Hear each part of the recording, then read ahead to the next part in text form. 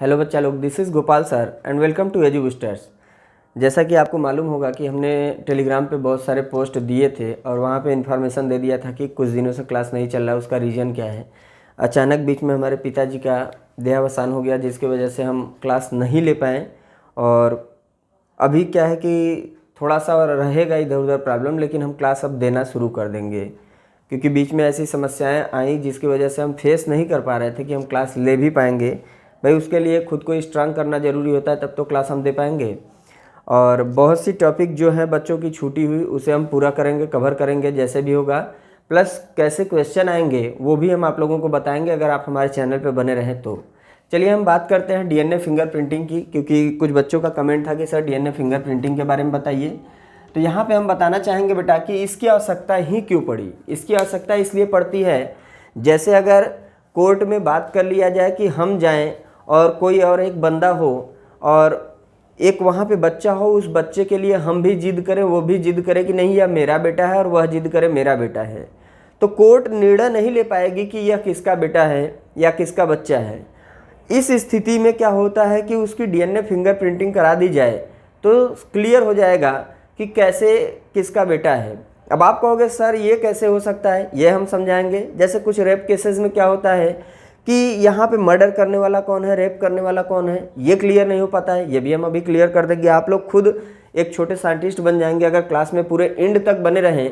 तो आप ये जान लेंगे कि फॉरेंसिक लैब में डीएनए जाने के पहले अगर आप फॉरेंसिक लैब के इंस्ट्रूमेंट घर पे अगर ट्राई कर लें, ऐसा करना उचित नहीं है, लेकिन हम बता देंगे, सिखा देंगे कि ये डीएनए फिंगरप्रिंटिंग निकाल के आप एक रेपिस्ट को या मर्डरिस्ट को कैसे आइडेंटिफाई कर सकते हैं कि यहाँ पे इसने ही ऐसा कदम उठाया होगा, कोई और नहीं है। लेकिन उसके लिए क्या चीज़ें ज़रूरी हैं, क्या सावधानियाँ ज़रूरी हैं, वो आपको जानना ज़रूरी है। इसके लिए पहली बार जो स्टडी किए थे उनका नाम था सर एलिक जेफरे। इनका नाम था सर एलिक जेफरे, जिन्होंने इसके बारे में स्टडी किया था बेटा। ये कब किए थे? 1985 में। कुछ जगहों पे आपको 84 भी मिल सकता है, तो कन्फ्यूजन में मत रहिएगा, यही राइट है। और इन्होंने जब ये स्टडी किया डीएनए फिंगरप्रिंटिंग की, तो इसमें नीड किस चीज़ की पड़ती है। फर्स्ट ऑफ ऑल आप ये सोचोगे कि अगर हमको डीएनए फिंगरप्रिंटिंग करनी है तो हम करें किस चीज़ की? क्या इस घड़ी की, इस मार्कर की, इस बोर्ड की, इन चीज़ों की करेंगे? नहीं, वहाँ पे हमको कुछ चीज़ें चाहिए होती हैं। वो क्या होती हैं? उसके लिए हमको देखो नीड होता है जिस चीज़ का, वह है सेल। अब आप कहोगे यह सेल किस चीज़ का होगा या कैसा होगा, तो हम जहाँ से भी लेते हैं उसको बोलते हैं extract cell. Firstly extract cell, पहले हम एक्सट्रैक्ट करेंगे कोई सेल। वो सेल क्या हो सकता है? हो सकता है हेयर फॉलिकल हो। क्या हो सकता है? हेयर फॉलिकल हो सकता है। भाई बाल को अगर ऐसे उखाड़ो तो उसके नीचे एक बल्ब होता है, वह हो सकता है, वह होना चाहिए। अगर आपको डीएनए फिंगरप्रिंटिंग करनी है तो ये भी रहेगा तो काम हो जाएगा। ब्लड का सैंपल होना चाहिए। अगर देखो इनमें से कुछ भी हम बता रहे हैं ना, कुछ भी चीज़ आपको मिल जाए तो आप काम कर सकते हो। ऐसा ब्लड सैंपल होना चाहिए, चाहे हेयर फॉलिकल आपके पास हो या स्किन पीस होना चाहिए, यानी आपकी इस स्किन का कोई छोटा मोटा पीस होना चाहिए। अब देखो इन चीज़ों के अलावा अगर हम और भी टेस्ट करना चाहें तो बहुत सी ऐसे सेल हमारे बॉडी के अगर मिल जाए, ये पूरी जो बॉडी है इसके अगर सेल हमको कहीं से मिल जा रहे हैं तो ये हम डीएनए फिंगरप्रिंटिंग की तरफ आगे बढ़ सकते हैं।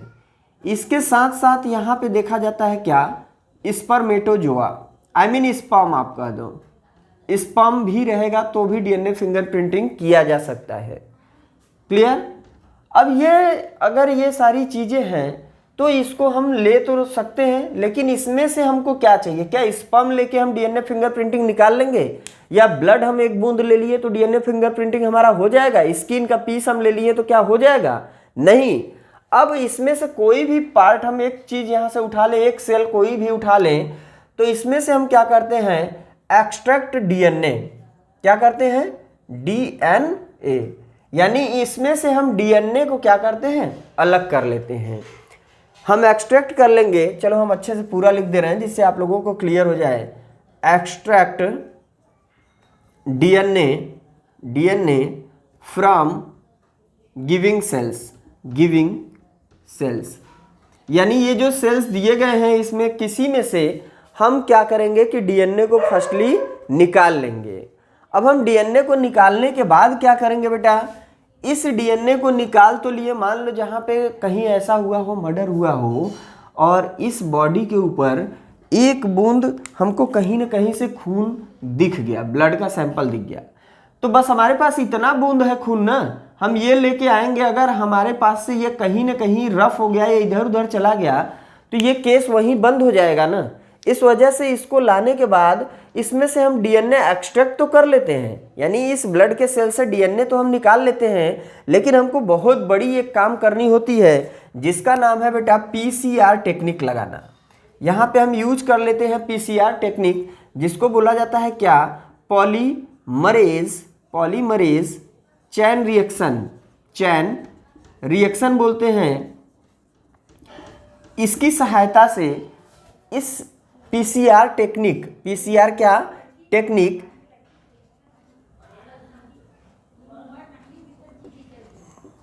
ये पीसीआर टेक्निक हम यूज कर लेते हैं तो हमको क्या होता है कि जो डीएनए है इस डीएनए के बहुत सारे क्या मिल जाते हैं, बहुत सारे कॉपीज मिल जाते हैं। क्या मिल जाएंगे, कॉपीज ऑफ डीएनए हम तुरंत पा जाएंगे। अब ये कैसे पाए हम, पीसीआर टेक्निक लगा के। अब जो हमारे पास मान लो यहाँ पे डीएनए की बहुत सारी कॉपीज ऐसे मिल चुकी हैं, क्लियर है बेटा।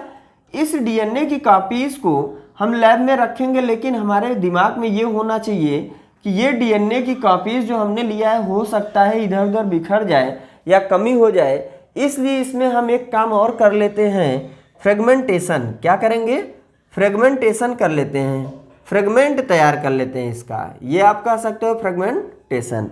अब ये फ्रेगमेंटेशन कैसे होगा, इसके लिए यहाँ पे एक एंजाइम यूज किया जाता है जिसको बोलते हैं रेस्ट्रिक्शन एंजाइम। क्या बोलेंगे, रेस्ट्रिक्शन एंजाइम। इस रेस्ट्रिक्शन एंजाइम की सहायता से हम क्या करेंगे कि इस डीएनए का, जो यहाँ पे डीएनए हमारे पास है बेटा, ये वाला डीएनए हम यहाँ पे लाते हैं, ये रेस्ट्रिक्शन एंजाइम यूज करेंगे और इस डीएनए की हम क्या करेंगे, छोटी छोटी फ्रेगमेंट तैयार कर लेंगे। अब हमारे पास डीएनए की बहुत सारी कॉपीज भी है, टुकड़े भी हो गए, ये खोने वाला नहीं है, हम इजीली निकाल सकते हैं। लेकिन यहाँ पे फ्रेगमेंट हमारा एक साइज का है नहीं है, क्या है, इसको हमें तैयार करने के लिए एक मशीन की नीड होती है, एक विधि अपनानी होती है, उसको बोलते हैं बेटा जेल इलेक्ट्रोफोरेसिस। क्या बोलते हैं, जेल इलेक्ट्रोफोरेसिस एक टूल्स होता है जिसमें हम पावर चार्ज लगा देते हैं, पावर प्रोवाइड करते हैं। एक तरफ हम माइनस चार्ज प्रोवाइड करते हैं और एक तरफ हम क्या करते हैं, प्लस चार्ज प्रोवाइड करते हैं। यहाँ पे ऐसे दो होल्स होते हैं। अब क्या होता है कि इस होल्स के थ्रू, अब एक चीज़ याद रखना, कभी कभी पूछा जाता है, ये क्वेश्चन हमारी तरफ से भी रहेगा, अगर आप लोग हमारे वीडियो में अच्छे से पढ़ाई करते होंगे तो ये जो जेल इलेक्ट्रोफोरेसिस विधि होती है इसके अंदर कौन से एल्गा का प्रयोग होता है, जरूर आप लोग बताएं, क्योंकि यहाँ पे एक एल्गा का प्रयोग होता है। चलिए, अब ये जो डीएनए की हमारी ये फ्रेगमेंट है, इसको हम इस होल में क्या करते हैं, इंटर करा देते हैं। जो ही हम इसमें डालेंगे होगा क्या कि ये डीएनए अपनी गति के द्वारा इधर की तरफ प्लस चार्ज की तरफ धीरे धीरे धीरे धीरे जाना शुरू कर देगा। और ये आप जानते हो कि जो छोटे हैं वो थोड़ा सा आगे निकल जाएंगे, बड़े वाले आराम से जाते हैं, जो मोटे बड़े होते हैं वो आराम से जाएंगे।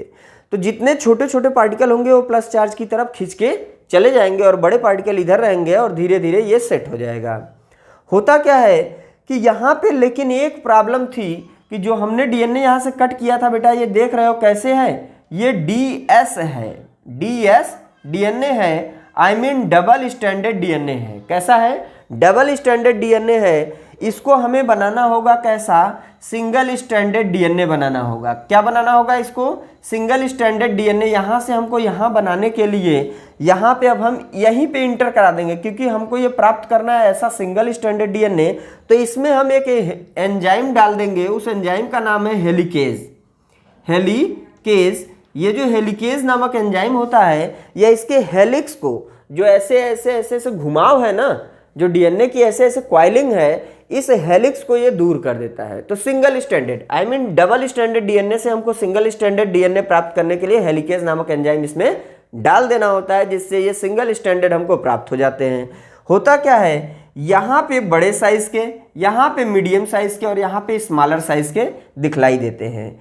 तो जो मीडियम साइज के होते हैं आई मीन जहाँ पे एक साइज ऐसा होता है कि जिसको हम ले सकते हैं, निकाल सकते हैं, उसको यहाँ से क्या किया जाता है, बाहर कर लिया जाता है। ध्यान दीजिएगा, डीएनए को यहाँ से निकालना जेल इलेक्ट्रोफोरेसिस के मशीन से बाहर निकालने की विधि और नायलॉन सीट पे, ये हो गई एक नायलॉन सीट।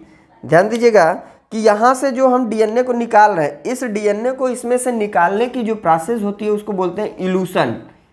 ये नीट में भी पूछा गया टॉपिक है और क्वेश्चन है, व्हाट इज इल्यूशन। तो इल्यूशन वह होता है कि जब जेल इलेक्ट्रोफोरेसिस में एक अच्छी साइज के डीएनए को हम एक्सट्रैक्ट करके बाहर निकालते हैं, उसे बोलते हैं इल्यूशन। और इसी इल्यूशन में आफ्टर इल्यूशन हम करते क्या हैं कि ये होता है एक नायलॉन सीट, जिसको नायलॉन मेम्ब्रेन भी कहते हैं।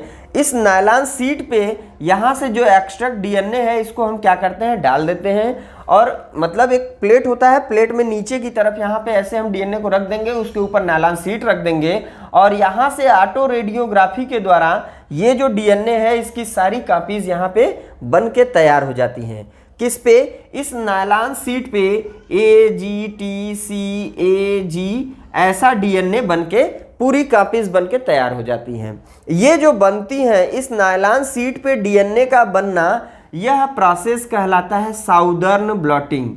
साउदर्न ब्लॉटिंग, ये ध्यान देना, इसको बोलते हैं साउदर्न ब्लॉटिंग टेक्निक। यानी कि जो डीएनए से डीएनए कह सकते हो कि डीएनए बना हुआ है, यह साउदर्न ब्लॉटिंग, डीएनए का प्रिंट होना साउदर्न ब्लॉटिंग होता है। प्रोटीन का बनना, यानी कि जब कोई भी विधि के द्वारा हम प्रोटीन तैयार करते हैं वह कहलाता है कौन सी, वेस्टर्न ब्लॉटिंग होता है, वह होता है वेस्टर्न ब्लॉटिंग। और यहाँ पे हम लिख दे रहे हैं, यहाँ पे प्लेस है, हम थोड़ा सा आपको ये चीज़ दिखाना चाहेंगे, आप लोग दिमाग में सेट कर लीजिए। ये हो गया यहाँ से साउदर्न, ये हो गया साउदर्न ब्लॉटिंग, साउदर्न ब्लॉटिंग। ये हो गया नादर्न ब्लॉटिंग, ये हो गया नादर्न ब्लॉटिंग। इसको ऐसे कर दो, क्लियर।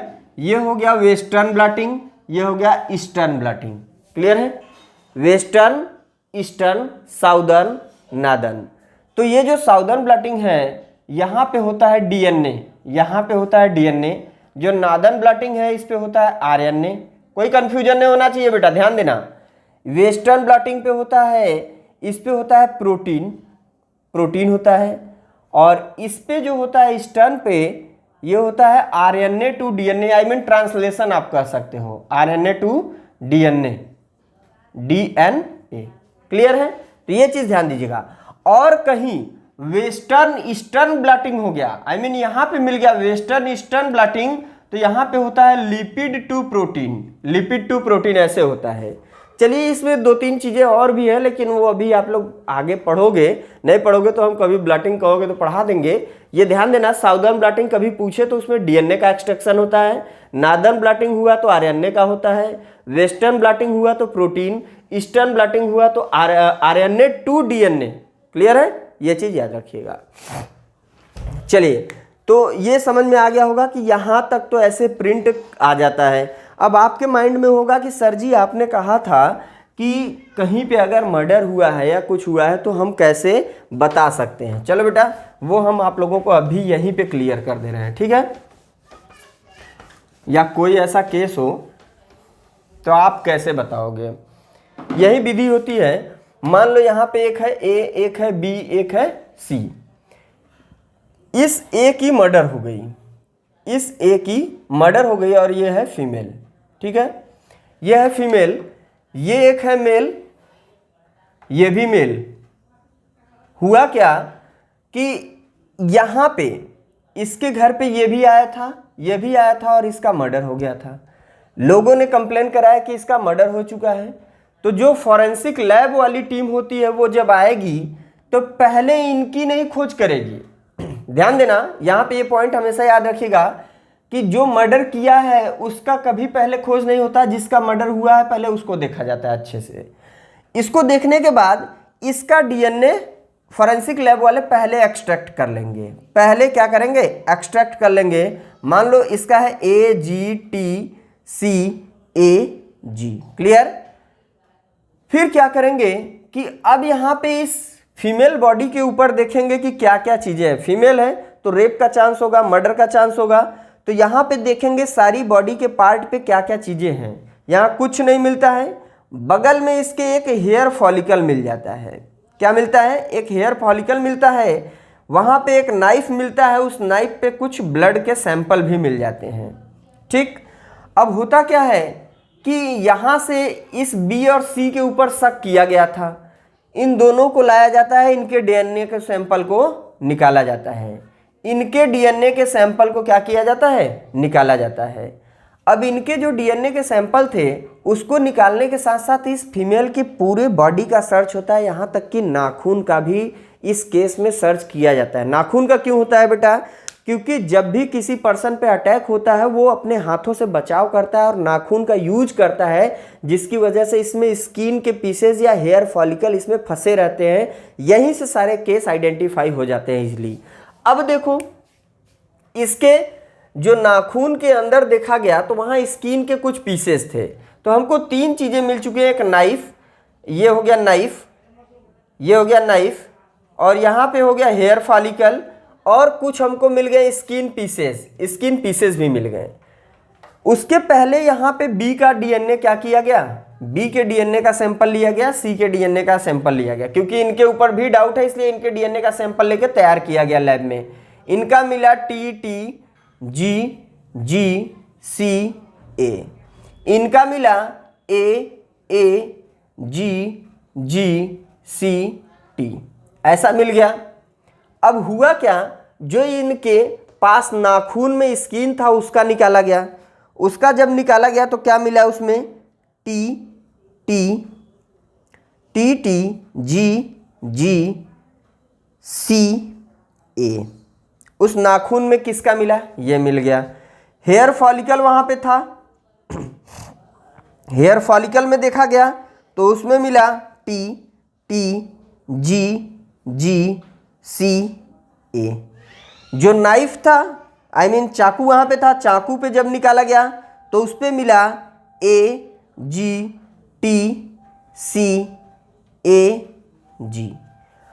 इससे एक चीज़ तो क्लियर हो गया कि कहीं भी सी का हाथ नहीं था। इस डीएनए में कहीं सी का सैंपल मिला? नहीं मिला। तो इस केस में सी इन्वॉल्व था ही नहीं, ये बाइज्जत बरी हो गया। बचा ये वाला सैंपल जो चाकू पे था, AGTCAG, ये तो ए का था। इस चाकू से वार जरूर किया गया था, लेकिन जो ब्लड लगा था वह ए का ही था और किसी का नहीं था। यह भी क्लियर हो गया। जो यहाँ पे कुछ बाल के टुकड़े गिरे थे वो क्लियर हो गया कि ये वाला था। ये पर्सन जो भी था उसके बाल का टुकड़ा है। अब इस डीएनए को इन तीनों से मिलाया जाए। इससे मिल रहा है? नहीं मिल रहा है। TTGGCA यहाँ पे मिल गया, इनसे नहीं मिल रहा है। इसका मतलब बाल के टुकड़े तो इनके हैं। लड़ाई झगड़ा में नाखून के जो अंदर स्किन के अंदर डीएनए मिला वो भी किसका है? बी का है। तो आप कह सकते हो कि यहाँ मर्डर करने वाला कौन पर्सन होगा? बी होगा। और भी कुछ चीज़ें निकाली जाती हैं, लेकिन इससे क्लियरली प्रूफ हो जाता है कि मर्डर करने वाला बी ही था। तो हमको ये पूरा उम्मीद है कि आप लोगों को यह डीएनए की फिंगरप्रिंटिंग जो हमने सिखाया बेटा एकदम ईजिली समझ में आया होगा। अगर आया तो कमेंट करके ज़रूर बताएं, और अच्छा लगा तो लाइक दबाएं। जितना हो सकता है प्लीज़ हमारे चैनल को सपोर्ट करिए, जिससे अब हमारा चैनल फिर से रनिंग में आ जाए, क्योंकि हम काम नहीं कर पाए थे। इसका बहुत दुख है हमको, और कुछ प्रॉब्लम में थे इस वजह से नहीं किए। इस वजह से हम चाहेंगे कि प्लीज़ आप लोग सपोर्ट करें। Thank you for watching my video.